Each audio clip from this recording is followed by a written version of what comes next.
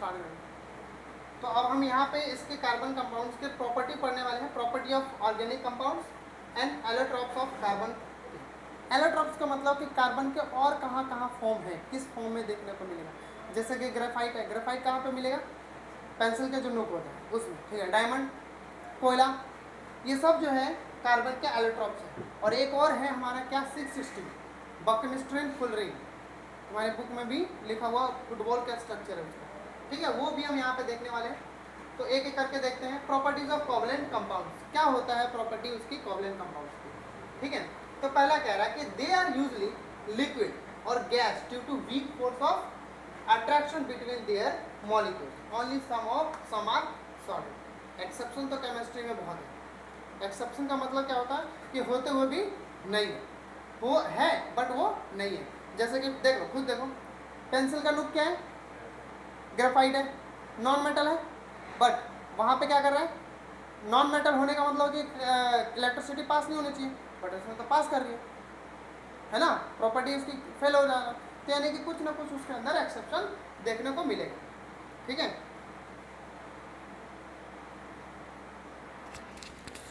ये वहीं पे था क्या कि अभी निकाला है? अच्छा अभी ना, चलो कोई नहीं। तो यानी कि कुछ ही ऐसे केस है कि some only some are solid, जैसे कि डायमंड, और नहीं तो ज़्यादातर देखेगा क्या, लिक्विड में, गैस में। क्यों? क्योंकि इसके वीक फोर्स होते हैं, फोर्स ऑफ अट्रैक्शन जो है ना बहुत कमज़ोर है, जल्दी ब्रेक डाउन हो जाता है। जैसे वाटर है ना, लिक्विड में होता है, सॉलिड में भी होता है, बाहर रखो तुरंत ठंडा हो जाता है, तुरंत पानी बन जाता है, पहला प्रॉपर्टी। दूसरा प्रॉपर्टी क्या कहता है कि they have low melting and boiling point. कह रहे हैं कि अच्छा खुद सोचो ना कि जब वीक फोर्स है तो यानी कि फोर्स कम है तो या आपस में बॉन्ड जो है वो कमज़ोर होगा, जैसे नीचे से हीट देंगे और टूट जाएगा। तो यानी कि इसका मेल्टिंग पॉइंट्स भी बहुत लो है और बॉइलिंग पॉइंट्स भी बहुत लो है। इसका मतलब क्या है, जैसे बर्फ़ है, बर्फ़ को बाहर रखो तो तुरंत पिघलना स्टार्ट हो जाता है, पानी को गर्म करो तुरंत गर्म होना स्टार्ट हो जाता है। यानी कि दोनों चीज़ है, बट कहीं ना कहीं फिर एक्सेप्शन मिलने को देखने को मिलेगा, एक्सेप्ट डायमंड ग्रेफाइट। डायमंड और ग्रेफाइट में चेंज हो जाता है। डायमंड की मेल्टिंग पॉइंट भी बहुत ज़्यादा है, बॉइलिंग पॉइंट्स भी बहुत ज़्यादा है। ग्रेफाइट में भी वही हाल है। Due to weak molecular force of attraction little energy is required to break this forces. बहुत कम मात्रा में हमें क्या चाहिए, एनर्जी होना चाहिए। अच्छा एनर्जी ये क्या हो कह रहे हैं, देखो क्या बोला कि due to weak molecules force of attraction little energy, यानी कि little energy is required to break down forces. इसका मतलब मैं बताता हूँ, देखो कैसे काम करता होगा। एक किसी का भी एलिमेंट्स लेते हैं, जैसे वाटर का ही ले लेते हैं, H2O, H2O, तो यानी कि ऑक्सीजन के मॉलिक्यूल्स और हाइड्रोजन के मॉलिक्यूल्स, ये प्लस है, ये माइनस है, प्लस है और ये माइनस है। ये कह रहा है कि इनके बीच में ना वीक फोर्स होते हैं। वीक फोर्स का मतलब ये है कि जैसे हमने हीट दिया ना तो इसके मॉलिक्यूल जो है ना आपस में टूट जाएंगे जल्दी से, और टूट के अलग अलग हो जाएंगे, ऑक्सीजन अलग हो जाएगा, हाइड्रोजन अलग हो जाएगी, ये हाइड्रोजन अलग हो जाएगा। तो वही कह रहा है कि इसको तोड़ने के लिए हमें क्या चाहिए, बहुत कम मात्रा में एनर्जी चाहिए। पानी लो, पानी को गर्म करो, गर्म होना स्टार्ट हो जाता है, ठीक है। बर्फ़ लो, बर्फ़ को बाहर में रखो, तुरंत पिघलना स्टार्ट हो जाएगा। पिघलना स्टार्ट का मतलब उसके जो बॉन्ड है सॉलिड है वो। अब हमारा क्या चीज़ है, जो बर्फ़ है सॉलिड स्टेट में, तो सॉलिड स्टेट में होने का मतलब क्या है, उसके मॉलिक्यूल जो आपस में पास में हो गए, तब इसलिए वो सॉलिड है। बट जैसे हमने बाहर में रखा तो इन्वायरमेंट से टेम्परेचर, बाहर का टेम्परेचर मिला और वो क्या करा, वो धीरे धीरे उसको ब्रेक डाउन करने लगा। एनर्जी लेने के बाद क्या हुआ, उस पर स्ट्राइक क्या होगा एनर्जी, और उसके मॉलिक्यूल जो आउटर मोस्ट में इलेक्ट्रॉन जो था ना वो बाहर होने लग गया। आउटर मोस्ट में जो इलेक्ट्रॉन था जिसके वजह से ही तो बॉन्ड बनाया था, ये वाला जो था हाइड्रोजन के कितने मॉलिक्यूल्स, ऑक्सीजन के इधर से हमने दे दिया और हाइड्रोजन के ये मॉलिक्यूल्स, ठीक, आउटर मोस्ट में इलेक्ट्रॉन, यही तो आपस में ब्रेक डाउन हो रहा होगा। बाकी तो इसके पास जो है वो है ही, यही जो है इसको कम ही मात्रा में एनर्जी जब चाहिए ना तो अपने आप को ये ब्रेक डाउन कर लेता है, ठीक है। इसलिए यहाँ पे ये चीज़ देखने को मिल रहा है। अगला आगे बढ़ देखते हैं प्रॉपर्टी। तीसरा प्रॉपर्टी क्या कह रहे हैं कि they are generally insoluble in water but soluble in organic solvent. कह रहा है कि वाटर में तो ज़्यादातर नहीं मिलेगा बट इन ऑर्गेनिक में सॉल्वेंट हो जाता है, सॉल्व हो जाता है। अगला प्रॉपर्टी है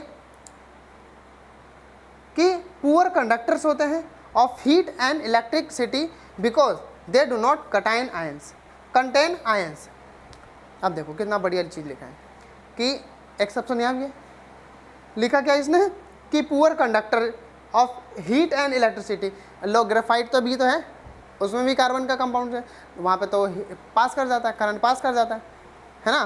तो ये एक्सेप्शन देखने को मिलता है हमें कि ये कह रहा है, रीज़न क्या कह रहा है कि वो जो है उसके अंदर आयंस नहीं होते, नेगेटिव और पॉजिटिव आपस में सेपरेट नहीं होते, वो शेयर कर लेते हैं जल्दी से।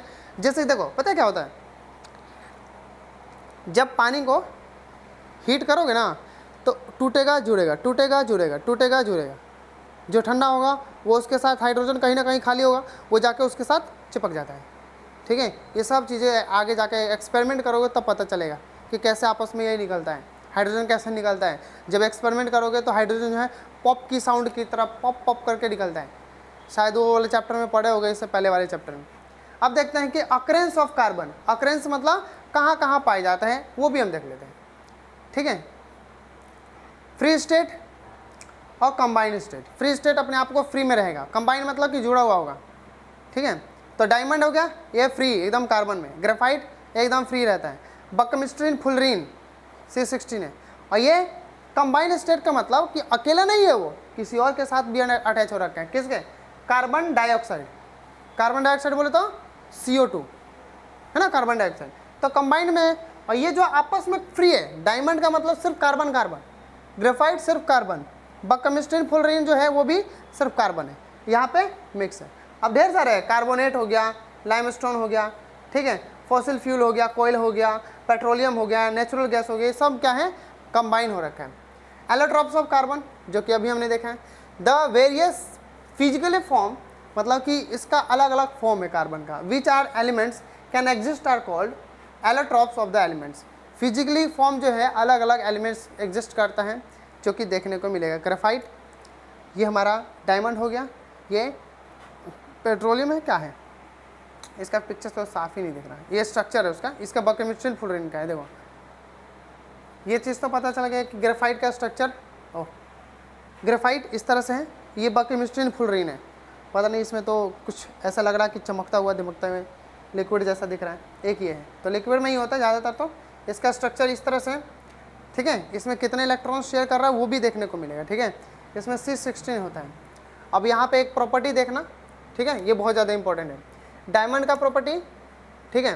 देखो डायमंड में क्या कह रहा है और ग्रेफाइट में क्या कैसे बॉन्ड बना रहा है कि colourless transparent substance having extra ordinary brilliance, कि ट्रांसपेरेंट होता है ना, कलरलेस होता है।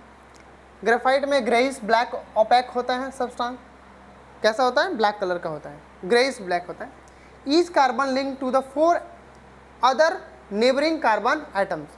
तो देखो तो कार्बन वाला किधर है, डायमंड्स वाला क्या है, ये रहा, 1 2 3 4, देखो 1 2 3 4, ये 4 है, फिर ये अगले 4 वाले से कनेक्ट है, फिर ये 4 अगले वाले से, ये 4 आपस में कनेक्ट होते जा रहा है। इसमें क्या है, each carbon link to the 3 other neighbouring carbons. ये देखो ये 3 है, ये अगले वाले 3 से कनेक्ट है, ये वाला फिर अगले वाले 3 से कनेक्ट है, फिर ये अगले 3 वाले से कनेक्ट है, यानी कि 3 का पेयर आपस में बना बना के ये कनेक्शन हो रही है। और देखो इट है high rigid 3 dimensional structure. Rigid है, रिजिड मतलब बहुत सख्त है, ये टूटता नहीं है, डायमंड बहुत खतरनाक होता है। It has sheet like structure forming an hexagonal array. देखो इसको 3D डायमेंशनल बनता है, इसका स्ट्रक्चर 3D में दिखता है। ये फॉर्मिंग हेक्सागोनल अरे में, अरे मतलब क्या होता है, अरेंजमेंट, कैसे सजाया हुआ है। Does not conduct electricity because of no free electron present.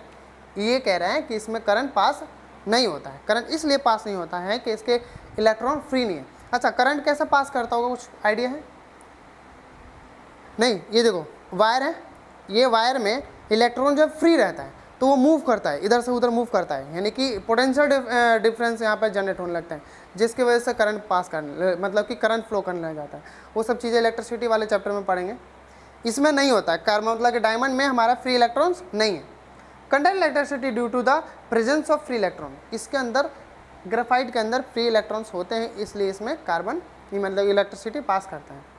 अब देखो exactly hard and heavy, hard भी होता है भारी भी होता है।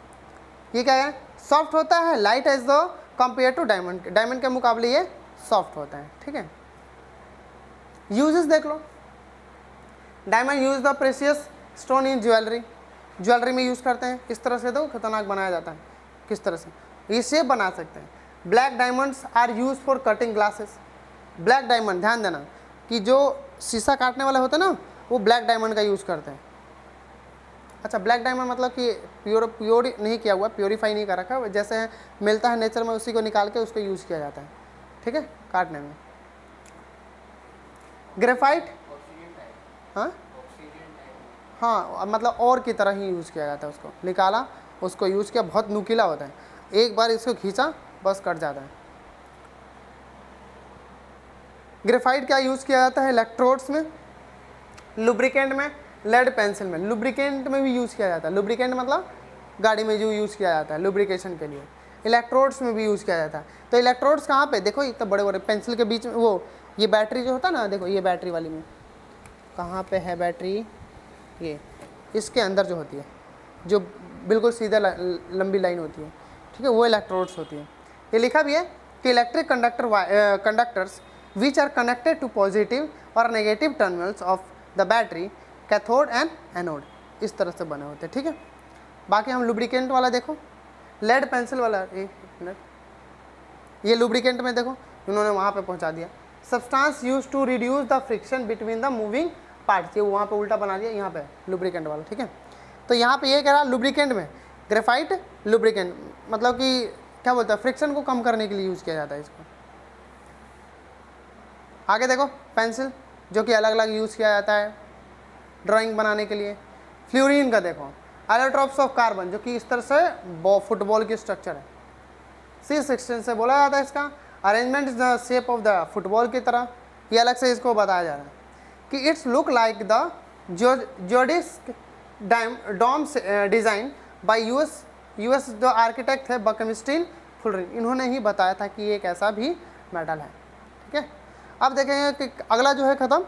अब जो है versatile nature of carbon, catenation, carbon का वर्सेटाइल नेचर देखेंगे, कटाइनेशन देखेंगे, टेट्रावैलेंसी देखेंगे, टाइप्स ऑफ ऑर्गेनिक कंपाउंड्स देखेंगे। तो बस इसमें इतना ही, अगले वाले वीडियो में हम कंप्लीट करेंगे, ठीक है।